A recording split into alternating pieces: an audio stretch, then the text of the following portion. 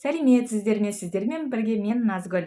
Бүгін тегін YouTube сабақтарымыздың бірінші сабағы, яғни бұл YouTube каналды қалай ашып және оны безендіру. Канал ашудағы ең алғашқы әрекет бұл каналдың атын қою. Яғни каналдың атын өзіміз ойлап табамыз. Каналға ат таңдау барысында оның оңай әрі ерекше екендігіне назар аударуымыз қажет. Мысалға, каналдың аты ретінде сіз өзіңіздің аты жөніңізді жазуыңызға болады, немесе логотип ойлап тапсаңыз болады. Яғни каналдың тақырыбына сай қысқада нұсқа ерекше етіп бір атты ойластырып табу қажет. Бірақ аты жөніңізді қойған кезде де немесе кез келген логотипті ойлап тапқан кездің өзінде интернетті, яғни YouTube'ды ашып қарау қажет. Сол сіздің аты жөніңіз сияқты басқа да адамдар бар шығар мүмкін. Тексеріп көру қажет алдымен, сонан соң ашуға болады. Каналға ат қояр кезінде, мысалға, атақты брендтер болады ғой, Apple тағы басқа деген сияқты қосымша солардың фирмалардың, компаниялардың жалғауларын жалғамаңыздар, аттарын қоймаңыздар. Бұндай ірі атақты үлкен компаниялардың логотипін алған дұрыс емес, өйткені олар алдағы уақытта өз құқықтарын талап етіп, сізден осы каналдың атын өзгертуді талап етуі мүмкін, немесе штраф салуы мүмкін, тағы да басқа әрекеттерді жасауы мүмкін. Сондықтан өзіңіз ерекше, оңай әрі әдемі естілетін, есте тез сақталатын каналдың атын ойлап тапқаныңыз дұрыс. Келесі кезекте бұл аватар каналы дейді. Яғни біздің YouTube каналға кірген уақытта көрініп тұратын фото немесе бір логотип. Фотоға сіз өзіңіздің жеке фотоңызды қоюыңызға болады. Жеке блогер болсаңыз немесе аспаз, өзіңіз осылай жүргізетін болсаңыз, өз фотоңыз қойып қоюыңызға болады. Немесе өзіңіздің жүргізіп жатқан каналыңызға байланысты, тақырыбына байланысты логотип ойлап тауып, соны аватарға қоюға болады. YouTube каналды біз компьютер арқылы немесе қазіргі таңда барлығында сотка бар, мүмкіншілік бар. Сол телефон арқылы ашуымызға да болады. Оның жолын қазір сіздерге көрсетемін. Ең алдымен бізге Google аккаунтты ашып алуымыз қажет. Яғни создать аккаунт деген батырманы басып, для себя өзім үшін деп, әрі қарай аты жөніңізді жазып толықтырасыз. Бұл Google аккаунтты ашқаннан кейін әрі қарай YouTube каналды ашуға болады. Міне осылай аты жөніңізді жазып аласыз толықтай, және де келесі далее деп тұрған батырманы басып, өзіңіздің аты жөніңізден соң толық туылған күніңізді, яғни күні, айы, жылын көрсетесіз. Қатесіз және шынайы өзіңіздің туған күніңіз көрсеткеніңіз дұрыс деп есептеймін. Себебі келесіде ақша түсетін уақытта сіздің даныларыңыздың бәрі YouTube тексеретін болады. Мұндағы пол деп тұрған жерге женский, яғни әйел кісі, ер азамат кім болсаңыз соны белгілеп қоясыз, және де далее батырмасын басып отырасыз. Google аккаунт ашылғаннан кейін міндетті түрде почта, яғни Gmail создавать етіледі. Ол жерде сізге варианттарын көрсетеді. Өзіңіз сол жерден таңдауыңызға болады, немесе создать собственный адрес, яғни өзіңіз жазғыңыз келсе таңдап, өзіңіздің қалауыңыз бойынша осында Gmail данный, яғни аты жөніңіз немесе сандардан құралатын бір Gmail'дің атын ойлап табасыз. Если ондай бар болса, мына жерде көрсетіп тұрғандай предупреждение, яғни жазылып тұрады, ондай аккаунт уже бар деген сияқты. Сол үшін толтырған кезінде қарайсыз, және де қайтадан толықтырып, далее батырмасын басу арқылы Gmail почтаны создавать етесіз.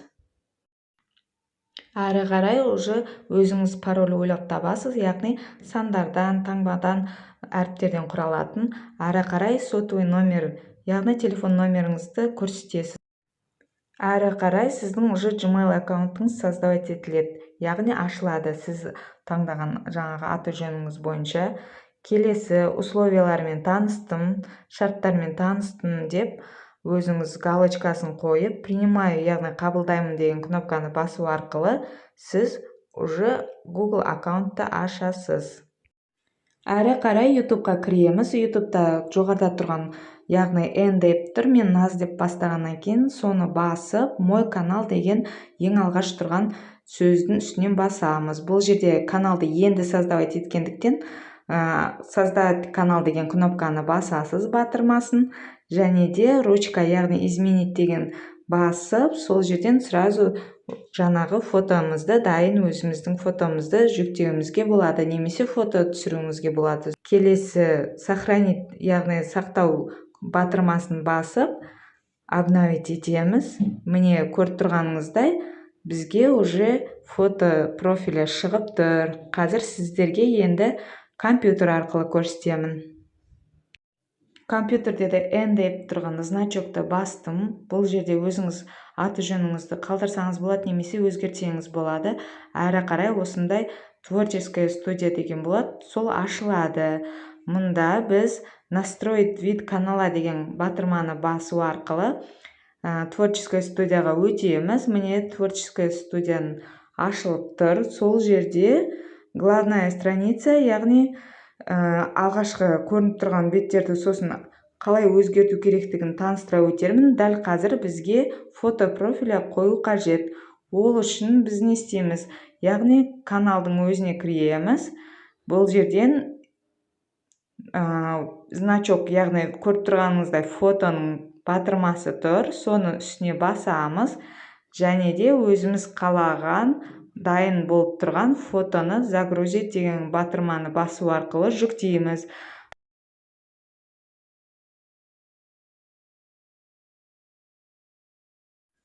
Міне загрузить деген кнопканы басқаннан кейін компьютердегі біздің сақтап қойған фотоларымыз көрінеді. Соның ішінде бір фотоны таңдап дайын тұрған, яғни басамыз открыть дегенді. Сонан соң міне осындай суреттің қай жері именно қойылатын өзіңіз таңдап алып, готово дайын деген батырманы басу арқылы әрі қарай көріп тұрғаныңыздай жариялау, яғни опубликовать батырмасын басу арқылы біз каналдың фотосын, яғни аватарын өзгерттік.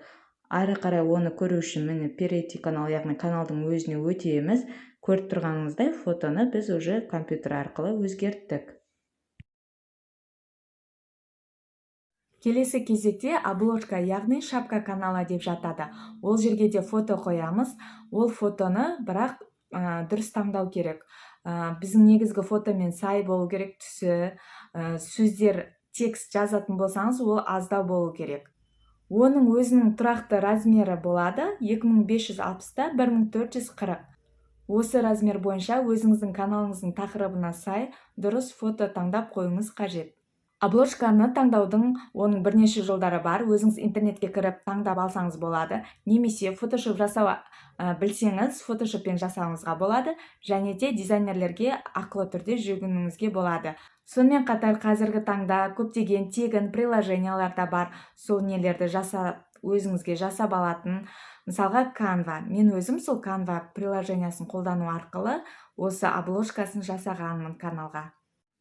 Міне телефондағы жаңағы настройкасында жоғарысында көріп тұрғаныңыздай басылғандағыдай фотоаппараттың суреті тұрады. Соны бассаңыз өзіңіздің телефоныңыздағы суреттер шығады. Сол жерден бір суретті таңдап алып, обложкаға өзіңіз қоясыз.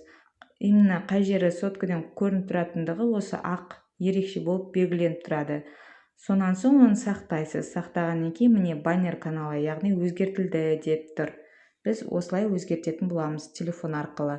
Ал енді сізге компьютер арқылы қалай жасалатынын көрсетейін. Жаңағыдай настройка вид каналы кіреміз. Ол жерде астында баннер деп тұрады. Сол баннерде өзінің мына шарты жазылады, яғни размер фото қанша болу керек, қанша мегабайттан аспау керек деген сияқты. Загрузить кнопкасын басу арқылы дайындап таңдап алынған фотоны жүктейміз. Көріп тұрғаныңыздай зона, яғни компьютерде қалай көрінетін, немесе планшетте, телефонда қайсысы қалай көрінетіндігі сізге көрсетіліп тұр. Мына негізгі белгіленіп тұрған фон соткаде солай көрінетін болады. Ары қарай көріп тұрғаныңыздай компьютерде логотип канала дегенді қосымша өзіміз қоюымызға болады. Загрузить, яғни жүктейміз фото. Бұл логотип канала дегеніміз негізінде видео жүріп тұрған уақытта астыңғы, міне көріп тұрғаныңызда астыңғы жағында фото шығып тұрады. Сіз ол жерден таңдайсыз, қай уақытта шығады, басында ма, соңында ма, немесе басынан соңына дейінгі ма деген сияқты таңдап, сол жерге сақтайсыз, яғни жариялайсыз. мұндағы жоғарыда тұрған кнопканы басып. Компьютердің бір ерекшелігі осында. Яғни қосымша функциялары бар, соткіде әлі жасай алмайтын кейбір заттарды осы компьютер арқылы жасауыңызға болады. Міне енді тексереміз, яғни каналға өтеміз. Көріп тұрғаныңыздай обложка, яғни баннерді ауыстырдық, фотоны да ауыстырдық. Оларды кез келген уақытта мұндағы батырмаларды басу арқылы өзгерте аласыз. Описание канала бұл дегеніміз резюме сияқты қолданылады. Яғни сіздің өзіңіздің кілттік сөздеріңіз болады. Сол кілттік сөздеріңізді каналға жазып қойсаңыз, тақырыбыңызға сай іздеген уақытта кез келген қолданушы YouTube-ға кіріп, іздеген өзінің сұрағына байланысты сол кілттік сөздер арқылы сізді іздеп тауып видеоңызды қарайтын болады. Адамдардың 80% описанияны оқымайды, ал 20% керісінше оны оқып, қосымша тағы да сұрақтарды сұрап, қосымша деректерді талап ететіндер де болады. Описанияға біз тек қана кілттік сөздерді жазып қоюымызға болмайды. Не жазған жақсы? Блогер болсаңыз, өзіңіз жайлы жазыңыз. Немесе тақырыпқа байланысты мәліметтерді, деректерді жазып отырған жөн. Телефон арқылы әрі қарай жалғастырамыз. Мұнда описание деген үстінен басасыз, ручка тұрған, сосын описание жазасыз. Яғни ол жерге каналға қош келдіңіз деп, міне мысалға қазір жазамын. Осылай сіз кез келген өзіңіз не жазғыңыз келеді, соны жазып, окей, яғни сақтайсыз батырманы басу арқылы. Әрі қарай төменде көрсетілген екі батырма жайлы тоқталатын болсақ, өзіңіздің көрермендеріңізге кімге жазылғанын көрсеткіңіз келсе өзгертесіз, немесе сіздің плейлистіңізде қандай видеолар сақталғанын көрсеткіңіз келмейтіндігін осы батырмаларды басу арқылы өзгерте аласыз. Міне біздің жазған описанияға жазған сөзіміз мұндағы жерден шығып тұратын болады. Енді компьютерде немесе ноутбуктан қарайтын болсақ, мұндағы батырманы басамыз, каналымыздың логотипі көрініп тұрған, сол жерден творческая студияны басу арқылы кіреміз творческая студияға. Әрі қарай настройка каналаны басамыз, сол жерден сіз көріп тұрғаныңыздай основание сведения дегенді басып, описанияны, міне описание деген жерді толықтыратын боламыз. Бұл жерде міне жазып қойғандағыдай сіздің каналыңыз, өзіңіздің каналыңыз жайлы жазасыз, және сол сөздер арқылы, кілттік сөздер арқылы сіздің каналыңызды көрермендер іздеп таба алады деп жазып қойылған. Міне осылай жазып, опубликовать, яғни жариялау батырмасын басу арқылы сақтаймыз, сонан соң әрі қарай каналға өтеміз. Қазір каналға өткен кезінде сіз қай жерден көретіндігіңізді сіздерге көрсетеміз. Мұнда видео сохранить етіледі.